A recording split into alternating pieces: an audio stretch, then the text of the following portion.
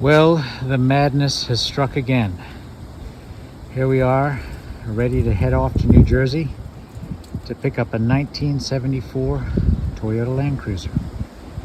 I guess I never learned. We are 3 hours into the trip. Made it through New York City. Unfortunately, I didn't realize they changed the name of the Tappan Zee Bridge, so I ended up going through New York on the George Washington, but we made it with no issues. Kind of a long rig we're running with here, but we've made it so far. We are on our way. Headed back to Rhode Island with the Landcruiser, being closely pursued, as you can see behind me. Hopefully we make it in one piece. Start of another one. All right, a quick walk around on the FJ. You can see it's still on the trailer. We brought it home last night.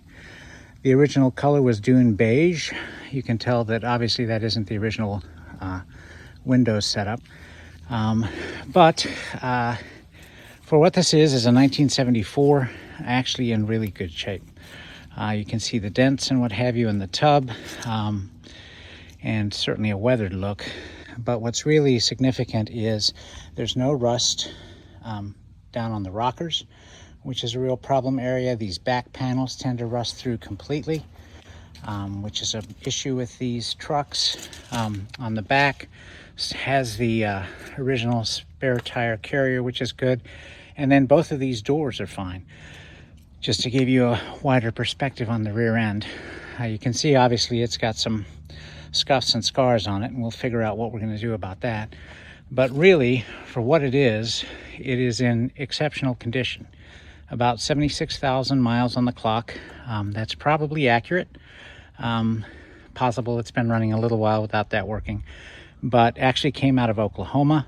It was used on a farm, and or a ranch rather, and they actually used it, among other things, as a platform for hunting coyotes, which they had an issue with. But you can see the general shape it's in. One nice thing about it is it's got the original floors. You can see the heater setup. It is a 4-speed manual with the 4-wheel drive lever to the right. Clearly the normal seating arrangement up front, and then there are the 2 jump seats in the rear. So just to give you an idea of what the undercarriage looks like, we'll get it up on the lift, but you can see that the frame is really in good shape. For something of this vintage, these were famous for rusting out on the frames. They're a tubular frame with very few drains, if any, on the bottom. So they tend to hold a lot of dirt and rust, and they tend to basically disintegrate. But this one is in great shape. So we're looking forward to doing something with it. Not sure exactly what the build is going to be at this point. Right now, I'm leaning towards cleaning up the paint, working the sides and windshield to match that look, along with the doors. I do have a set of doors, and basically going underneath, making sure all the mechanicals are correct and up to date and safe, and detailing the engine compartment and cleaning it up and having it maintain most of this look, but being certainly cleaned up and made safe, all systems working, that type of thing. So it should run essentially like a new FJ40, but have that look that it just came off the Savannah, off the Serengeti or something like that. So once again, use the 92 F150 to pull it up here from New Jersey. We did fine. I may have a little more weight on the tongue than I should, but it actually makes it a little safer to tow than the other option. So that's where we are. We'll be getting it down off of here and getting to work. I'll get you a lot more detail as we go forward.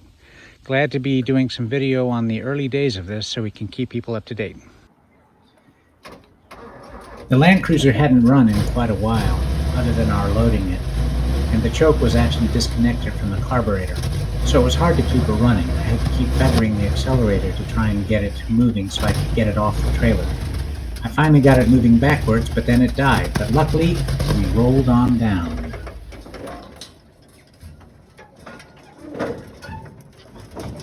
I got it running again, was able to get it into gear, and then head off towards the garage. You can hear it popping and backfiring as I go, which probably means we have a stuck valve. But we'll get into that in a bit, and we will keep you all updated.